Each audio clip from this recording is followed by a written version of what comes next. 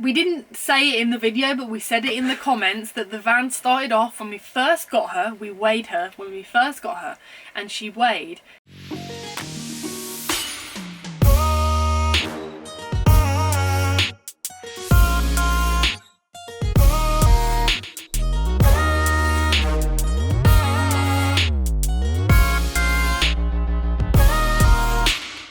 Hello everyone and welcome to today's video. We're going to be sitting down and having a chat with you, answering a load of questions that you've been firing at us over the last couple of days. And I'd like to say a big thank you to Squarespace who have sponsored this video.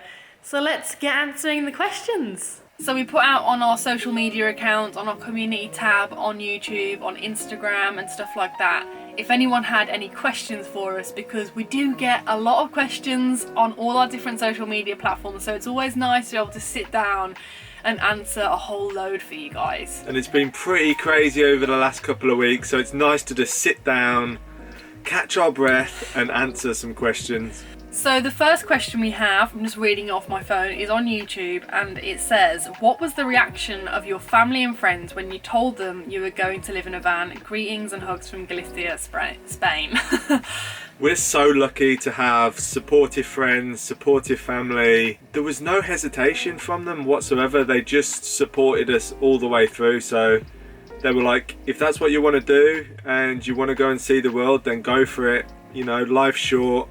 Go and live your dream and see what happens, and it worked out for us. So yeah, like our family is fairly open-minded. I grew up in a whole host of different kind of living arrangements as a child and as an adult, and my dad wanted to live in a van. The only reason he never did was because my mom firmly said no. So it was kind of similar to how we were, but yeah, I managed exactly. to persuade you to actually live in the van. Exactly. So that's the kind of like background we have. Our family are just super chill and support us with anything that we want to do, which is great. So thank you, family, for being so lovely. Yeah, and I guess moving to Portugal, it was the same again. Not one of our family ever said, maybe they don't like us. Maybe they're like... Because they've never said, oh no, don't leave us for a year. Oh no, don't move to Portugal. They're just like, yeah, go for it. See ya. It's like, okay, right. We are hoping they will visit quite a lot. So yeah. that would be really nice. Because, you know, it will be difficult being away, a long distance away from our family and stuff. But yeah, the whole Portugal move as well. They're supporting us every way they can. They're helping us move there. So yeah, they're just overly supportive, which is unbelievable. Okay, so the next question is, now you've got a fixed bed, will you be sticking with the sleeping bags or swapping to standard bedding? That is a very good question, because I, in my head, was thinking we'll still have the sleeping bags because they're really good. No. But why would we need them? No, there's nothing wrong with sleeping bags, and they can help you get through the winter, but we've had a very fancy heating system installed into the van. So I'm hoping I can sleep in my boxers and not even have to have a sleeping bag if I don't want to. I don't think sleeping bags are the most comfortable thing in the world. I think they are, but they're not. They are if you want to get cozy and you want to really kind of, I don't know, hunker down for the night. They don't look homely, if you know what I mean. Like they would just clash very badly with the vibe that we're creating in the van, I suppose is the best way to put it. But it's really funny because I'm so used to us having sleeping bags so we don't have heating in our old van that I didn't even think about that. And then when we slept in here the other night at that meetup with a duvet and it was really cold, I just thought, oh, I wish I had the sleeping bags. But then it's like Theo said, we've got a heating system, so we shouldn't need them. We're still going to keep them obviously because they're amazing sleeping bags and we use them when we go hiking. But no, we're gonna go back to good old duvet days. I think a good quality duvet, you know, you can have the heating come on at a certain temperature, so if it gets below a certain temperature, it pops on throughout the night and just keeps you nice and warm. And in the night, you never want to be too warm. So yeah, I think a good quality duvet and the combination of the heating, I can sleep in my boxers. Are you doing the electricity in your van yourselves, or are you having someone do it? If yes, where did you learn how? Okay, so we haven't actually reached the electrical stage of the van yet. We've had another question similar to this asking about how we're going to be installing the electric, so we can combine the two into one here. firstly, we're having our electrics done externally. We're going to be having copper. Are we having, or is it the aluminium? Metal, it'll be steel. There we go. Yeah, steel conduit. Yeah, steel conduit. So it's going to be external. We're going for kind of the industrial look with that. It's going to look really cool. You know when you go into a proper hipster coffee shop and they've got exposed conduit everywhere. That's what we're going for. I really like that look, and I think it will go with the style that we're creating in here. And it also means that we can do the electrics pretty much at any stage of the build. We don't need to worry about routing them behind the cladding because they're going to be fixed to the outside of it.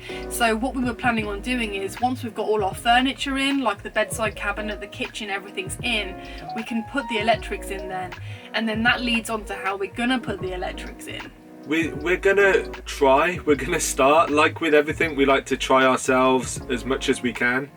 But we are, as you know, on a very time restricted scale, yeah, exactly. Yeah.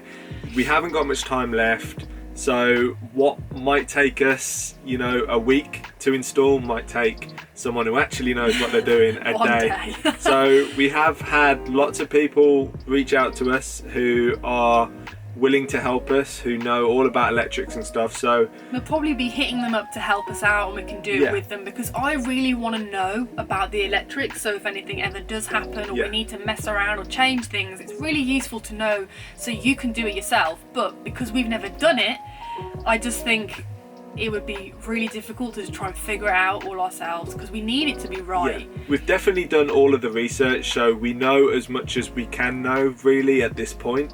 So we know what solar panel we're going for, what size, leisure batteries, there's all different things that come together to make a very good energy setup. And that's important for us because, as you know, we work on the road, we're constantly moving, and we need something that can keep up with us, maybe editing for sometimes 2 laptops, 12 hours a day need to be plugged in. So we need something fairly substantial. So we are thinking about going lithium. Yes. Very expensive, but everyone we've spoken to who's done lithium raves about it. Everyone we've spoken to who has lithium says go lithium.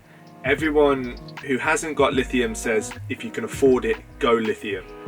So we're just kind of costing everything up, because if you do go lithium, then there's a few other things that you have to make sure are in the system, so you don't want to damage them lithium batteries, because they're hella expensive. So at the moment, it's decision time, and we will be making that decision in the next couple of days probably.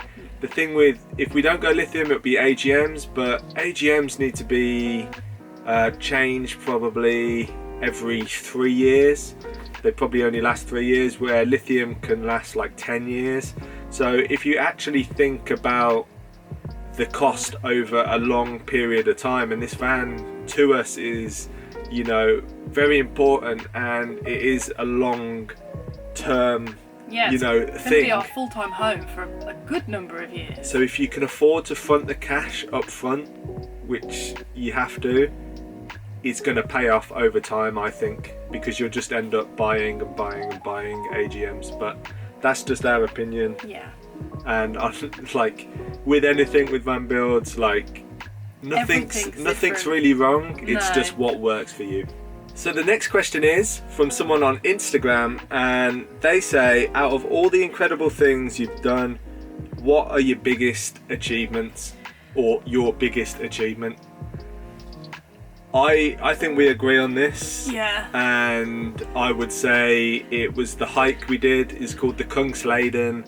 It's a 440 kilometer hike through Arctic Sweden, and we filmed a whole hour-long documentary about it, and it's free, and it's on our YouTube channel, and it's done incredibly well. And also, a friend of ours who we actually met on the Kungsleden went back recently and said that pretty much like 1 in 3 people there were there because of the documentary, which is incredible. And that is why we do these videos, to inspire people to get out there and do a similar thing. So and it wasn't just that, like, it's fantastic. I love the fact that it has inspired so many people to go out there and see it for themselves, because it's a fantastic part of the world to go and see. It's gorgeous. We were out there for 30 days solid, and it was mentally and physically the most challenging thing we'd done. You know, you're in the wild 30 days, hiking through every single different kind of weather you could imagine, experiencing different landscapes. Yes.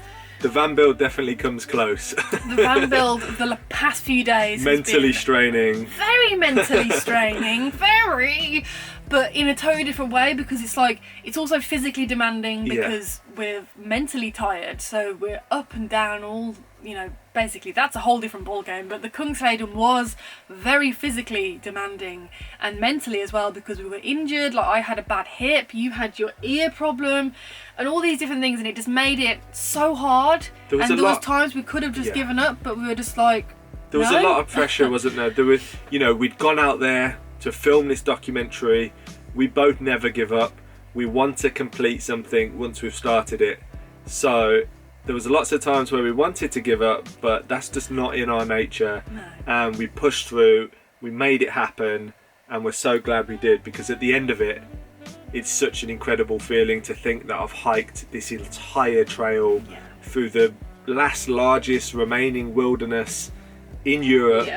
Stunning place. We are actually thinking about doing a couple of our favourite sections when we're in that part of the world, hopefully next summer. Yes. So yeah, that would be incredible if we could go and maybe bring you guys along again for some vloggy content. But there's a couple of day hikes as well that we would like to do. I know you didn't get to experience one of the views that me and Cody went up and experienced. So you can actually drive fairly close. I think it's about 16-kilometre hike from there. Yeah, so 16-kilometre hike from where you can park. So you could go up there, do a night camp, and then come back down. It just depends if we could leave Gingy in the van on our own overnight. Probably not, so we might have to do it in a day, but it might be like a long 12-hour day. But it's such a stunning view from up there. Yeah, from what I saw on camera, it looked gorgeous. But yeah, definitely the Kungsleden is definitely up there. Yeah. So another question from Instagram is, I love your videos, guys, thank you. My question is, how much is going to cost the entire van conversion? I wish you the best. So the entire question. It's a funny one, the van conversion, and we are keeping a tally of everything that we've bought, because just try not to look too much at it. I think a lot of people think van conversions are cheap, and they can be cheap. They can be as cheap as you want or as expensive as you want. And like kind of with the battery thing, it's like we are building this to be our home, so it's like we want to build it to the best we can build it to. So you could do it cheaper, you could do it more expensive. It really does depend on you, but we are keeping a tally of everything. It's so expensive. It is expensive. Everything just adds up and is very, very, very expensive. But as I say, we're not squimping. This is our home.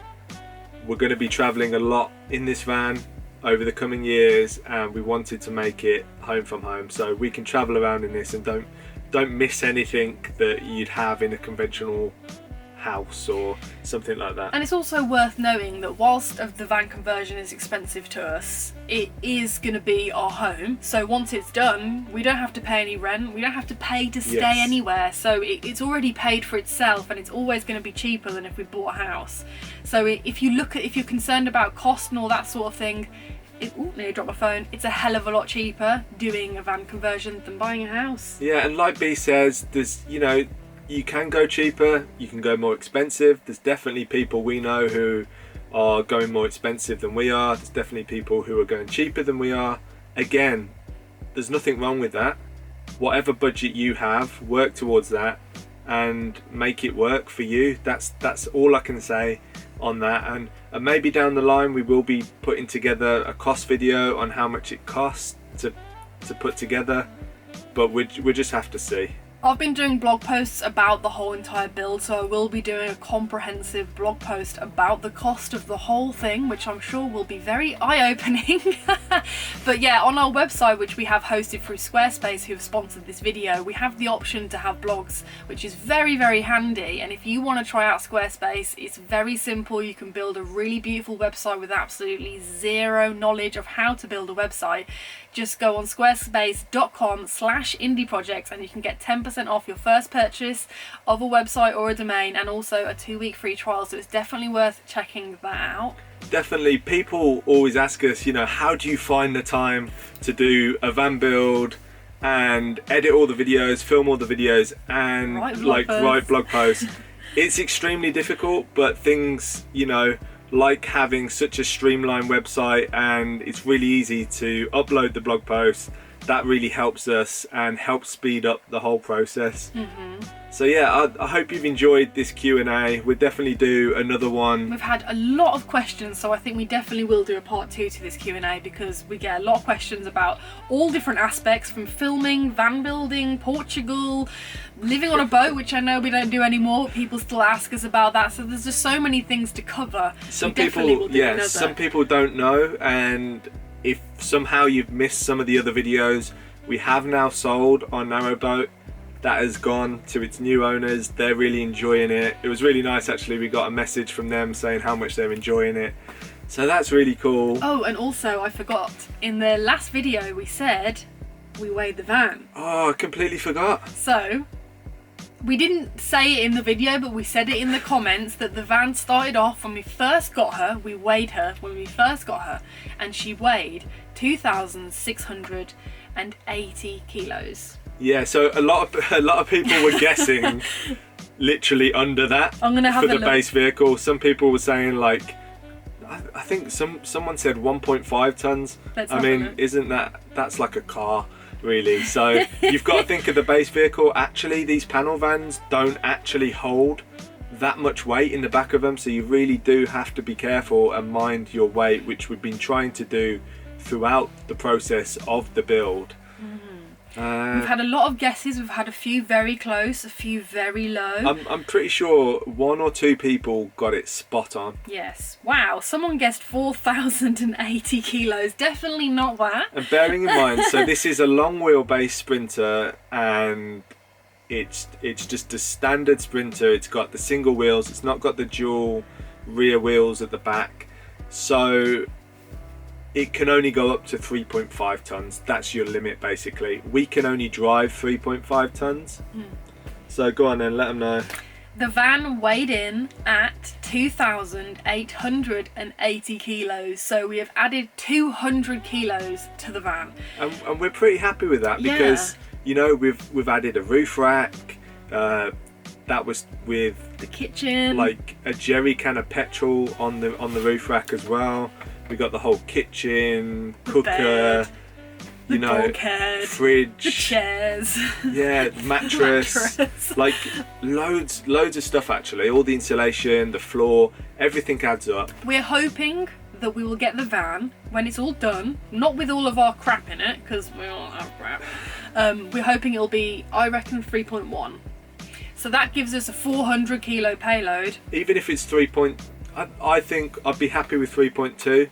And I mean, we don't actually have that much stuff. I know we bang on about it, but in terms of stuff that we'll actually be having in the van with us, we don't have that many clothes. Yeah. And then the rest of the stuff, it's just mainly food, and then like maybe hiking boots, hiking bag, cat litter, those little kind of things that just will not bring it to that weight, I don't think. I'd be happy with like 3.2 with basically us in it, and then we've got some extra weight to play with.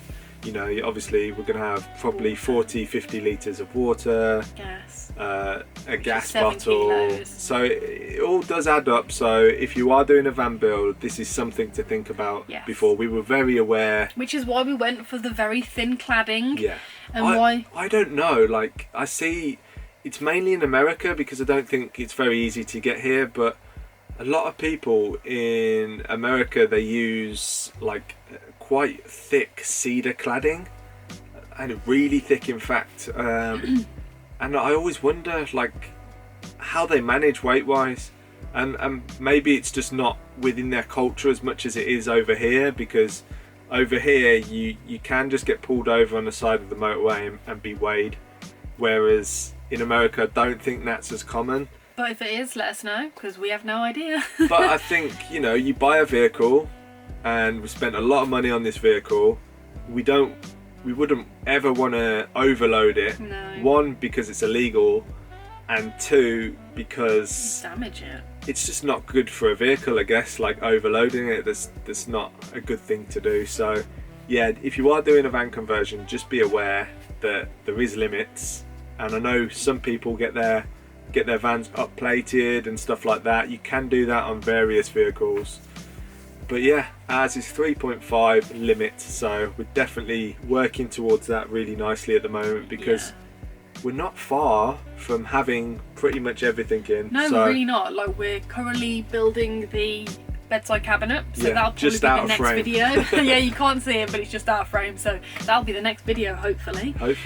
So yeah, that's been a lot of fun. We will be doing a part 2 sometime. Can't say when, but we will be. But yeah, we've been getting incredible messages from you guys, like really enjoying this build series, and we're fully back in the swing of it, and we're literally real time. You know, we film the videos and they come out pretty much the next day, so we're definitely very current, and yeah, it seems to be that you guys are enjoying it. So thanks so much for watching, and we'll see you on the next video. Bye. Head over to theindieprojects.com/shop and check out our new merchandise. Join us on Patreon for exclusive content, and don't forget to subscribe and hit that notification button so you never miss a video. Thanks for watching, and we'll see you on the next video.